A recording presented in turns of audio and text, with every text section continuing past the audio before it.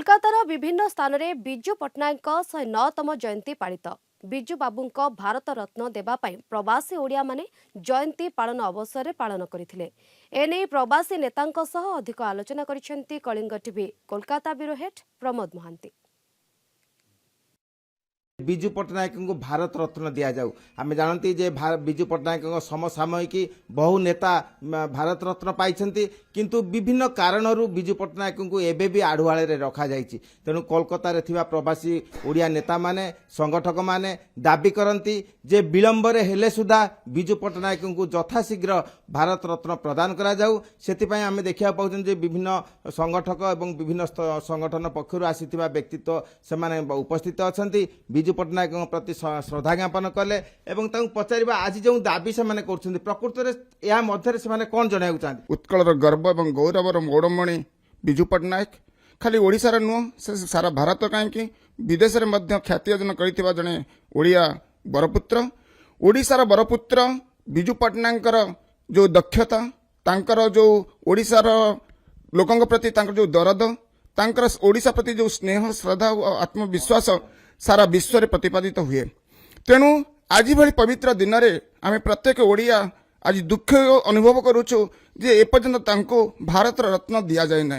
ये सबुठ दुख विषय। आम बहुत बार यही विषय को लेकिन आलोचना करिचु एवं प्रतिवाद भी करिचु, किंतु एपर्यंत तांको भारत रत्न न दि जाइथिबारु आम समस्त ओडिया आज दुखी एवं मर्माहत। Not only that Biju Patnaik से खाली पॉलिटिशियन नथिले, से एकधर गोटे बड़ सुदक्ष गोटे पायलट थिले।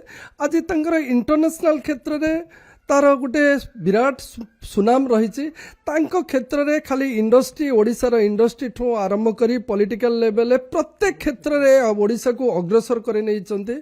तेणु आशा करूची एवं तांकर ये जो सुदक्ष पायलट बा तांकर एविएशन नीति पाई आज आम ओडिशा भारतवर्ष सारा विश्व रे चर्चित।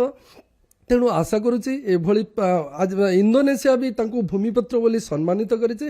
तेणु आशा करुच्ची जे आम भारत सरकार जदि तांको भारत रत्न रे भूषित करते खाली आम ओडिशार गर्व सते सते भारतर भी गर्व होता। दाबी अछंती के भारत रत्न तांको पावा जानती से अनेक कार्य करचंती ओडिशा पाई खूब भलो करिसंती। से गोटे भलो पायलट थिले, से ओडिशा पाई अनेक जिनिस गुड़क कर मु गोटे दाबी करचंती। आमे भी चाहूँ भारत रत्न दवाई दाबी आम भी करुचु। बिजु बाबू को तांकर भल काम करिसंती, से माने भल भी नेता भी थिले, तांको दवा दरकार भारत रत्न। आज्ञा बिजु बाबू खाली ओडिशार नुहंती पूरा सारा भारत वर्षर भी जड़े महान व्यक्तित्व। तेणु से दिया जावा दरकार भारत रत्न।